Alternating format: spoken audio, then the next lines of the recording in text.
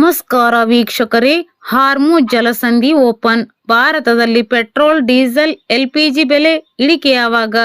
Shocking ಮಾಹಿತಿ reveal. America ಮತ್ತು Iran ನಡುವಿನ ಯುದ್ಧವನ್ನು ಕೊನೆಗೊಳಿಸುವ ಒಪ್ಪಂದ ಮತ್ತು ವಿಶ್ವದ ಪ್ರಮುಖ ಸಮುದ್ರ ತೈಲ ಮಾರ್ಗ ಹಾರ್ಮುಜ್ ಜಲಸಂಧಿಯನ್ನು ಮತ್ತೆ ತೆರೆಯುವ ದೊಡ್ಡ ಘೋಷಣೆಯನ್ನು ಅಮೆರಿಕ ಅಧ್ಯಕ್ಷ ಡೊನಾಲ್ಡ್ ಟ್ರಂಪ್ ಮಾಡಿದ್ದು, ಈ ಮೂಲಕ ವಿಶ್ವಕ್ಕೆ ತೈಲ ಬಿಕ್ಕಟ್ಟು ಕಡಿಮೆಯಾಗುವ ಸೂಚನೆ ಸಿಕ್ಕಿದೆ.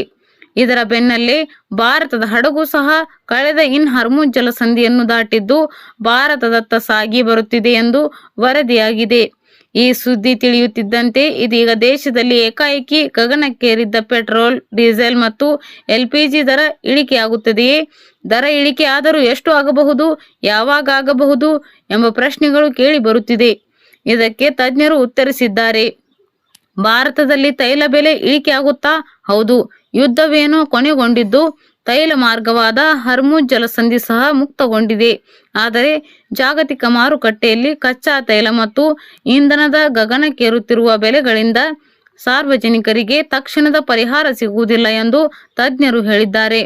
ಅಂತಾರಾಷ್ಟ್ರೀಯ ಕಚ್ಚಾ ತೈಲ ಪೂರೈಕೆ ಸರಪಳಿ ಮತ್ತು ಸಂರಕ್ಷಣಾ ಕಾರ್ಯಾಚರಣೆಗಳು ಸಂಪೂರ್ಣವಾಗಿ ಹಳಿಗೆ ಮರಳಲು ಹಲವಾರು ತಿಂಗಳುಗಳಿಂದ 1 ವರ್ಷ ತೆಗೆದುಕೊಳ್ಳಬಹುದು ಎಂದು ವಿಶ್ವದ ಇಂಧನ ತಜ್ಞರು ಎಚ್ಚರಿಸಿದ್ದಾರೆ.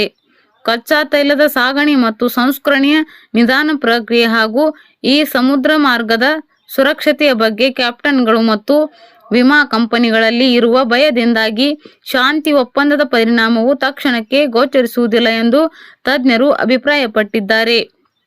3 ತಿಂಗಳಿನಿಂದ ಸಿಲುಕಿಕೊಂಡಿರುವ ಹಡಗು ಯುದ್ಧ ಪ್ರಾರಂಭವಾಗುವ ಮೊದಲು ವಿಶ್ವದ ತೈಲ ಮತ್ತು ಅನಿಲ ಪೂರೈಕೆಯ ಸುಮಾರು 1/5 ಭಾಗ 20% ಹಾರ್ಮುಜ್ ಜಲಸಂಧಿಯ ಮೂಲಕ ಹಾದು ಹೋಯಿತು. ಕಳೆದ 3 ತಿಂಗಳಿನಿಂದ ಕಚ್ಚಾ ತೈಲ ತುಂಬಿದ ಡಜನ್ಗಟ್ಟಲೆ ಬೃಹತ್ ಟ್ಯಾಂಕರ್ಗಳು ಭದ್ರತಾ ಕಾಳಜಿಯಿಂದಾಗಿ ಮುಂದುವರಿಯಲು ಸಾಧ್ಯವಾಗದೆ ಪರ್ಷಿಯನ್ ಕೊಲ್ಲಿಯಲ್ಲಿ ಸಿಲುಕಿಕೊಂಡಿವೆ. ಬಿಕ್ಕಟ್ಟಿನ ಬಗ್ಗೆ ವಿವರಿಸುತ್ತಾ ಎಸ್ ಮತ್ತು ಪಿ ಗ್ಲೋಬಲ್ ಎನರ್ಜಿಯ ಇಂಧನ ಮತ್ತು ಸಂಸ್ಕರಣಾ ಸಂಶೋಧನೆಯ ಜಾಗತಿಕ ಮುಖ್ಯಸ್ಥ ಡೇನಿಯಲ್ ಇವಾನ್ಸ್, ವಿಷಯಗಳು ಸಾಮಾನ್ಯ ಸ್ಥಿತಿಗೆ ಮರಳಲು ಸಮಯ ತೆಗೆದುಕೊಳ್ಳುತ್ತದೆ. ಕಂಪನಿಗಳು ತಮ್ಮ ಹಡಗುಗಳು ಸುರಕ್ಷಿತವಾಗಿ ಬರಲು, ಲೋಡ್ ಮಾಡಲು ಮತ್ತು ನಿರ್ಗಮಿಸಲು ಸಾಕಷ್ಟು ದೊಡ್ಡ ಸುರಕ್ಷತಾ ವ್ಯವಸ್ಥೆ ಅಗತ್ಯವಿದೆ. ಕಡಲ ಪ್ರದೇಶಗಳಲ್ಲಿ ವಿಮಾ ವ್ಯವಸ್ಥೆಗಳನ್ನು ಪುನಃ ಸ್ಥಾಪಿಸಲು ಮತ್ತು ತಾಂತ್ರಿಕ ಸಿಬ್ಬಂದಿಯನ್ನು ಕೆಲಸಕ್ಕೆ ಹಿಂದಿರುಗಿಸಲು ಸಹ ಸಮಯ ತೆಗೆದುಕೊಳ್ಳುತ್ತದೆ ಎಂದು ಹೇಳಿದ್ದಾರೆ.